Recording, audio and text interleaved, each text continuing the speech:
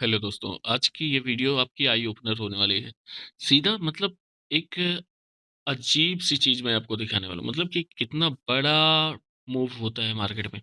आप आपने सुना होगा कि 1 रुपए का स्टॉक 1000 का हो गया, होता है। लेकिन उसके बीच में जो फ्लक्चुएशन होते हैं, जो अप एंड डाउन होते हैं, उसको आदमी कैसे झेल सकता है? वही तो होता है पूरा रिस्क मैनेजमेंट, मनी मैनेजमेंट। अब आपको मैं एक चीज़ दिखा रहा हूँ, बालकृष्ण इंडस्ट्री का ये स्टॉक है और इसका आईपीओ आया था लगभग अ,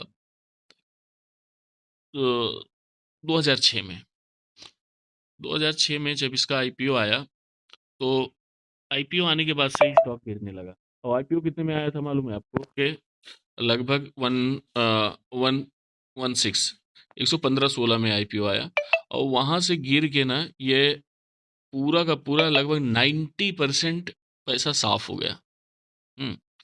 अब किसी ने वो टाइम पे आईपीओ आने के बाद अगर आईपीओ आने के बाद किसी ने इस स्टॉक में 1 लाख रुपए लगाया होता, तो आप ऐसा समझ लीजिए कि वो उस बंदे का ये ग्रो का थोड़ा प्रॉब्लम है। हाँ, अगर इसने 1 लाख रुपए लगाया होता तो उसका 9,000 रुपए तक वो दिखता अपने उस स्टॉक का भाव। लेकिन अब जो बंदा कंपनी को ट्रैक कर रहा है, समझ रहा है चीजें कि ठीक है कंपनी कैसा कर रही है, तो वो बंदा एवरेज करता है। एवरेज हर जगह हर स्टॉक में नहीं, एवरेज बहुत खतरनाक चीज है। लेकिन सही टाइम पे थोड़ा सा एवरेज करना भी बेटर रहता है। लेकिन अब इसको मैं आपको दिखाऊंगा वहां से 90% टूटने के बाद स्टॉक, वहां से 90% टूटने के बाद स्टॉक ने लगभग ये 90% 3 साल लगा है टूटने में। और लगभग सिर्फ वहां से एक 3-4 सालों में स्टॉक वहां से लगभग 10 गुना तक जाता है।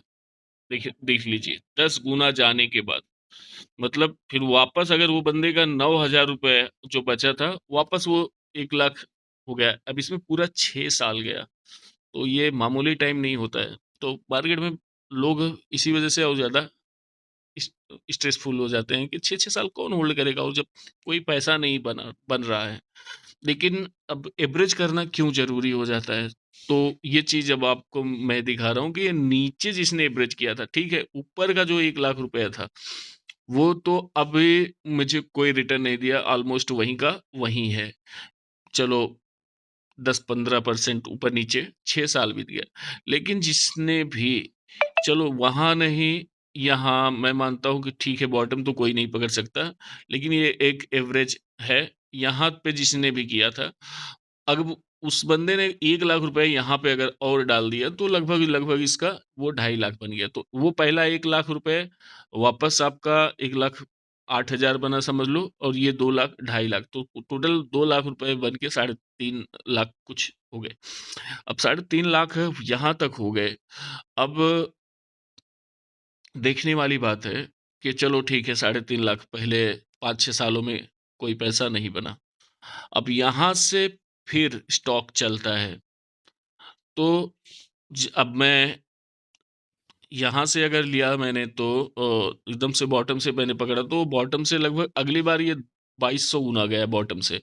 और जहाँ पे मैंने आपको बताएंगे 3.5 लाख हो गए, वहां से फिर वापस स्टॉक आपका सीधा 1 पॉइंट यहाँ 170% लगभग कुछ गेन आया उसमें, 160%। अब वो आपको 3.5 लाख सीधा सीधा 10 लाख बन गए। अब 2 लाख आपके यहाँ से 10 लाख। नहीं मतलब ऐसा कोई वो नहीं है, ऐसा बताने को सब लोग बता सकते हैं कि हमारा का लिया, उसका लिया, इसका लिया, मैं ये नहीं बोल रहा हूँ। मैं सिर्फ आपको अप अप एंड डाउन्स दिखा रहा हूँ। अब किसी बंदे ने चलो यहाँ पे खरीद लिया 1500 के रेंज में। अब फिर 1500 के रेंज में जब वापस ये गिरा, कोविड के टाइम की मैं बात कर रहा हूँ, 1500 के रेंज से गिर के वापस फिर आधा हो गया। तो मार्केट कैसा काम करता है, आधा होने के बाद फिर वहां से लगभग डबल हुआ, डबल होने के बाद से अब फिर अभी करंट टाइम में क्या चल रहा है, फिर स्टॉक लगभग 30% क्रैश है। अब 30% क्रैश है, तो ऐसा नहीं बोल सकते कि ये स्टॉक मुझे यहाँ से ऊपर ही जाएगा। हो सकता है यहाँ 30% क्रैश है, यहाँ से और 50% 60% क्रैश हो जाए, 700 पे वापस आ जाए, या फिर यहाँ से भी जीरो भी हो सकता है, यहाँ तक मैं बता रहा हूँ। तो इसीलिए रिस्क को डाइवर्सिफाई करना पड़ता है, अलग अलग स्टॉक में डालना पड़ता है। लेकिन ये चीज़ें आप समझ लीजिए कि आप बिजनेस ट्रैक कर रहे हैं, तो मेरा हिसाब, अगर आप लॉन्ग टर्म इन्वेस्टर हो तो लॉन्ग टर्म ही रहो। कम से कम 15 स्टॉक में से मैंने 12-15 साल मुझे इसको होल्ड करना है। अगर 15 स्टॉक मैंने अच्छे से समझ के कंपनी का बिजनेस मॉडल, उस कंपनी का सब कुछ देखा है कि कैसा प्रमोटर है, कंपनी काम क्या करती है, उसका सेक्टर किस सेक्टर में है, उसके प्रोडक्ट की डिमांड कहाँ तक जा रही है, बिजनेस कैसे कर पा पा रहा है, ये सब मिला के। अब ये जो डिप्स आए हैं ना 50%, 40%, 30%, कोई ना कोई रीजन रहा है हर बार। स्टार्टिंग में जो मैंने बताया वो टाइम पे 2008 का क्रैश था, वहाँ का प्रॉब्लम हुआ। उसके बाद ये चलो छोटा एक नॉर्मल कंसोलिडेशन ही था। यहाँ पे कोविड का क्रैश आया। कोविड से पहले का एक क्रैश है ये भी। वो कोविड तक गया है, तो ठीक है। अभी का क्रैश आया है क्योंकि अमेरिकी टैरिफ लगे हैं। प्रोडक्ट इनके ज़्यादातर फॉरेन कंट्री में जाते हैं, यूएस में जाते हैं, कि ट्रैक्टर के कुछ टायर बनाते हैं ये। तो अभी इसकी वजह से स्टॉक डाउन है। तो ऐसे कुछ ना कुछ प्रॉब्लम आते हैं, तो आपको ये देखना पड़ेगा कि मेरी कंपनी इस प्रॉब्लम में सर्वाइव कर पाएगी कि नहीं। तो आपको भी मालूम है कितने दिन रहने वाला टैरिफ, 6 महीना, 2 महीना, 3 महीना, बात चल रही है, क्या पता कल ही आ जाए न्यूज। तो ये सॉर्ट आउट होने वाला प्रॉब्लम है। बाकी अगर कंपनी में और कोई प्रॉब्लम नहीं है तो डेफिनेटली यहाँ से कम बैक करेगा स्टॉक। तो चीजें इस तरह से देखना चाहिए। तो मैंने आपको दिखाया कि किस तरह 100 अब आप 130 25-30 से स्टॉक गिर के सीधा 8-10 रुपए होके फिर वापस यहाँ से 3,500 का कुछ हाई मारता है स्टॉक। उसके बाद फिर वापस आ जाता है 3,000 2000 2200 रुपए पे। तो मार्केट ऐसे ही चलता है। ये लॉन्ग टर्म का गेम है। हो सकता है आपका एक स्टॉक आपने उसको 10 रुपए पे ही पकड़ लिया रहता। अब आपने 10 रुपए पे पकड़ लिया रहता था तो आपके आज के डेट में 1,000 रुपए ही आपके लगभग 3 लाख रुपए बन गए रहते थे। तो ऐसा नहीं है कि कुछ फिक्स है इसमें। अब थोड़ा किस्मत का भी रोल रहता ही है मार्केट में। आप सब कुछ अच्छा कर रहे हैं, फिर भी हो सकता है आपको अच्छे रिटर्न ना आ रहे हों। प्रॉब्लम हो रहा हो स्टॉक में, आपके सिलेक्शन में कहीं ना कोई कुछ प्रॉब्लम हो।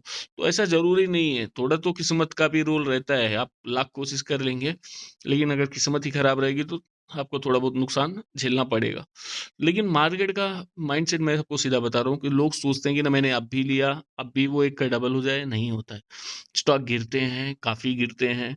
तो ये ट्रेडिंग थ्योरी जो लगाना है, तो ट्रेडिंग थ्योरी लगाना है तो आपको ट्रेडिंग का ही बना के रखना पड़ेगा। हाँ ठीक है, मेरा अगर 3 महीने का होराइजन है कि 3 महीने से ज़्यादा मैं स्टॉक नहीं होल्ड करना चाहता हूँ, तो आपको उसी हिसाब से स्टॉप लॉस भी रखना पड़ेगा और उसी हिसाब से टारगेट भी। अब 3 महीने का मैंने अब ऐसे समझो 3 महीने का अगर मैंने होराइजन लेके एक स्टॉक बाय कर लिया आज, चलो सपोज दैट मैंने उसको 200 रुपए पे बाय किया।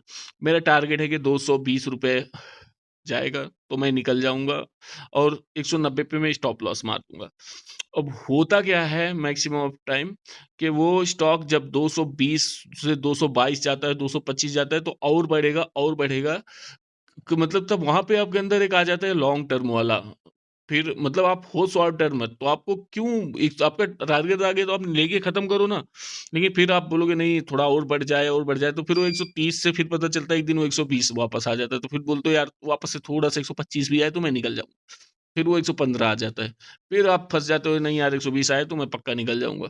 फिर वो गिर के 190, फिर आप फंस ही जाते हो स्टॉक में।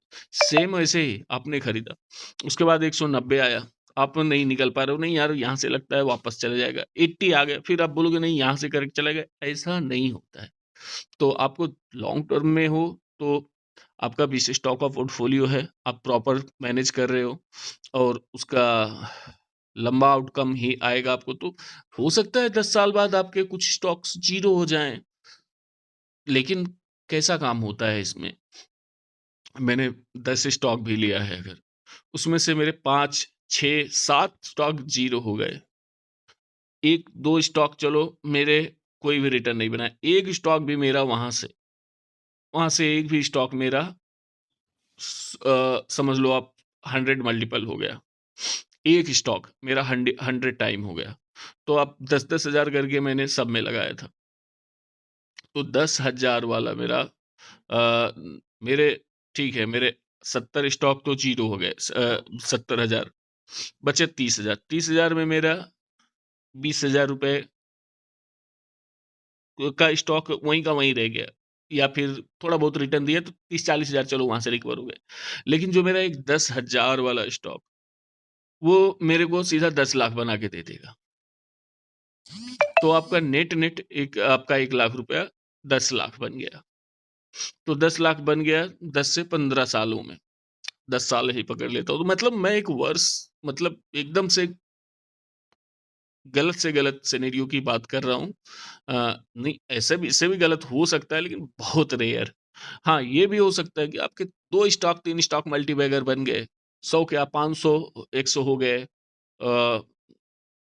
आपके 7 नहीं जीरो हुए, 1 ही 2 जीरो हुआ, 4-5 आपके 10 15 120 100 हो गए, तो ऐसा देखना पड़ेगा। लेकिन अब मैं बोल रहा हूँ टाइमिंग का, तो मार्केट को टाइम नहीं करना पड़ता है, मार्केट को टाइम देना पड़ता है। आप ये कर लो कि नहीं मैं जो घुसा यही राइट टाइम था, कोई राइट टाइम नहीं है भाई। जितने भी टीवी वाले बताते हैं, जितने भी न्यूज़ चैनल, जितने भी एनालिसिस्ट आके जो भी बताते हैं, बड़े से बड़े मार्केट फॉरकास्ट को मैंने झूठा होते हुए देखा है। तो ये सब चीज़ें आपको ऐसा देखना पड़ेगा। तो अगर आपको वीडियो अच्छा लगा हो तो प्लीज़ लाइक ज़रूर कर लीजिएगा, क्योंकि मुझे फिर नेक्स्ट वीडियो बनाने के लिए थोड़ा-सा अच्छा लगता है कि मेरे काम को अप्रिशिएट कर रहे हैं। कोई क्वेश्चन है तो प्लीज़ आप मुझसे पूछ सकते हैं। Thank you. मिलते हैं नेक्स्ट वीडियो में।